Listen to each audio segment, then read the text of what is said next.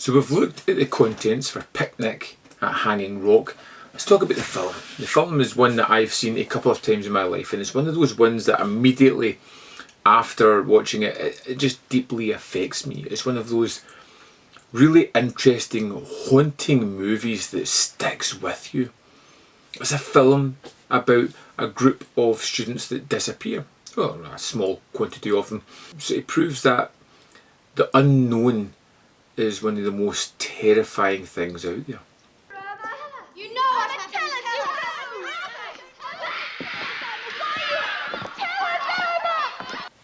At the start of this one, you get a sign come out telling you that in 1900, on Valentine's Day, a group of students at this school, along with a couple of teachers, are going for a picnic at Hanging Rock.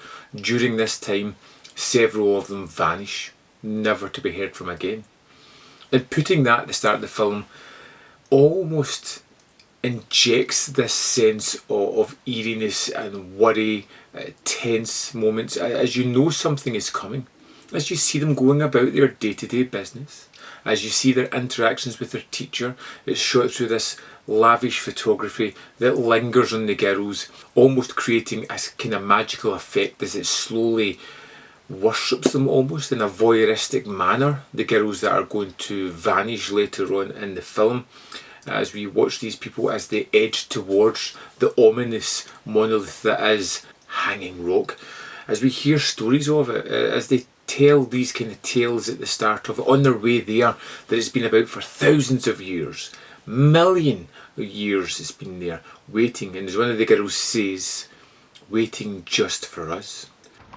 Waiting 1,000,000 years. Just for us.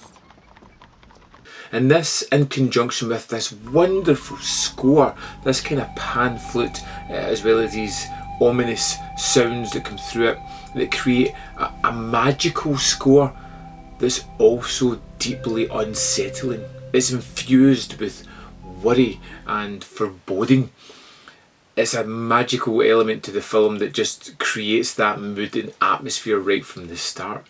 You see the girls just doing the mundanities that they did, just enjoying themselves, almost drawn to the top of Hanging Rock, where they've been told not to go. And we see three of the girls climb up there, and we never hear from them again.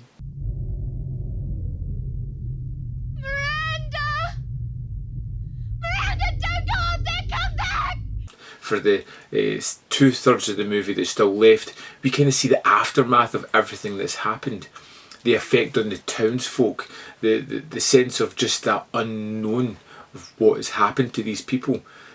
It's more worrying than if they had found bodies or discovered what had happened to the girls, but this sense of just complete mystery destroys the school and the surroundings.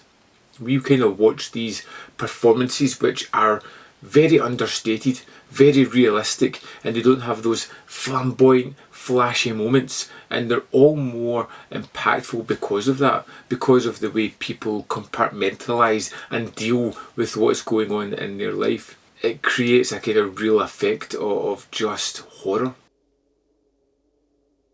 People don't sit on cold steps in the dark unless they're weak in the head. All the way through this, there is a deep sense of supernatural elements. There is something created through the use of music, through the stunning shots of Hanging Rock, or this kind of way that it's put in perspective in amongst the characters that are there. They're always looking up at this looming rock, or it's images of them small down, climbing up towards it.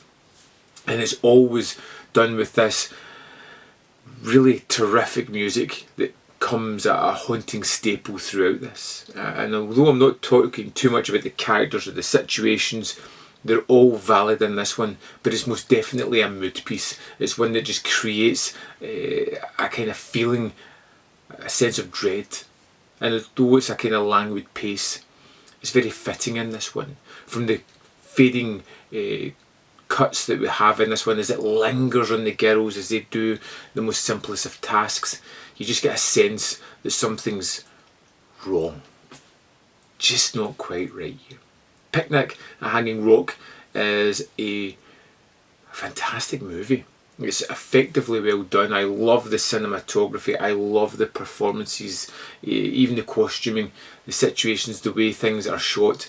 Those drawn out crossfades through the cuts are just terrific as well, and add a kind of eeriness quality to it, because we know what's happened and what is happening.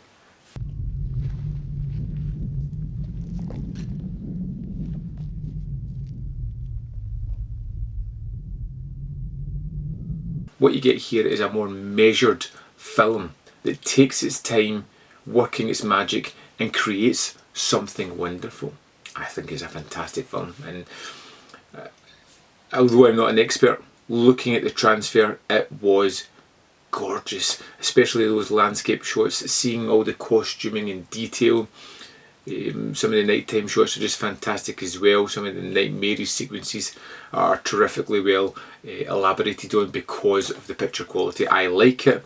So yeah, Picnic in Hanging Rock is pretty great. So let's dive in and have a look at the extras that are on disc in this one, see what they have to offer.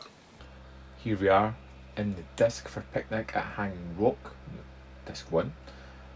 If you go into the bonus features, you'll see that we have a commentary by Alexandra, Hella, Nicholas and Josh Nelson. We also have A Dream Within a Dream, which is a feature-length making-of documentary that came out in 2004. It is 1 hour, 58 minutes and 1 second, and this is a fantastic making-of. Taking a lot of people who worked on the movie, showing how they got casting, how they come up with the idea of turning or adapting the book into the movie, the impact that it had.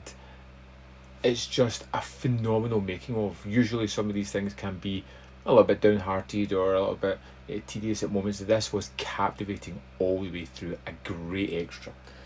Here we are in the second disc for Picnic at Hanging Rock. This edition has the theatrical cut, running it at 115 minutes.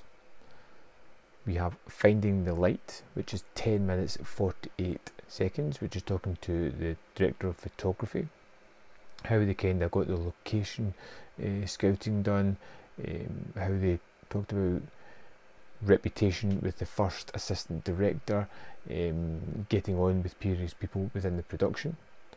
Next up we have A Lovely Day for the Picnic, with Karen Robson, who played Emily in the film. She was a real fan of the period. The girls all kind of lived together. There's some fun stories, anecdote tales there about how she first discovered the book. Crashing Through the Boundaries, an interview with John Seale, is 7 minutes 4 seconds. Kind of talking about learning on the job, lighting, about having no boundaries, about just trying things to see what would work. Then we have Something Beyond Explanation, Thomas Caldwell on Picnic at Hanging Rock, and this was my favourite extra. 22 minutes 50. I don't want to go into anything here, but he has some really strong theories on the film that align with mine, and I really loved delving into them a little bit more.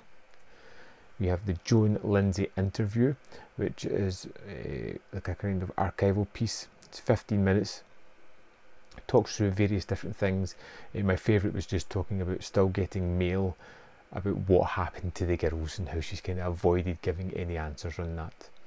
We have A Recollection, Hanging Rock 1900, which is 27 minutes 1 second. It starts off really weird. I thought this was going to be an almost experimental TV programme where we kind of see locations with the sounds of the movie playing over it, but we get into sort of more standard interviews and talking heads throughout it.